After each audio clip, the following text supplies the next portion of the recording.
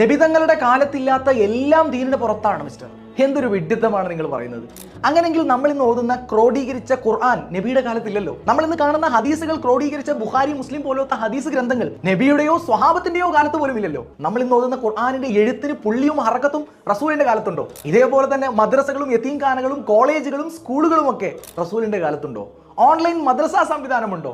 ഇനി മദ്രസയും യതീംഖാനയും ഒക്കെ പറഞ്ഞാൽ അറിവ് പഠിക്കാൻ റസൂൽ പറഞ്ഞിട്ടുണ്ടല്ലോ, അല്ലെങ്കിൽ യതീമിനെ സംരക്ഷിക്കാൻ റസൂൽ പറഞ്ഞിട്ടുണ്ടല്ലോ എന്നൊക്കെയായിരിക്കും ന്യായങ്ങൾ. അവരോട് ചോദിക്കാനുള്ളത്, നേരത്തെ ഞാൻ നബിദിനത്തെ സമർത്ഥിക്കുന്ന ഹദീസ് പറഞ്ഞപ്പോഴും ഖുർആൻ ആയത്ത് പറഞ്ഞപ്പോഴും ഈ ആയത്തും ഹദീസും സ്വഹാബാക്കൾക്ക് മനസ്സിലായില്ലേ എന്ന് കമന്റുകളിൽ ചോദിച്ച അതേ ചോദ്യം തന്നെയാണ് യതീമിനെ സംരക്ഷിക്കാനും അറിവ് പഠിക്കാനും റസൂൽ പറഞ്ഞപ്പോൾ ഇത് കേട്ട സ്വഹാബാക്കൾക്ക് മദ്രസയെക്കുറിച്ചും യതീംഖാനയെക്കുറിച്ചും അറിവുണ്ടായില്ലേ?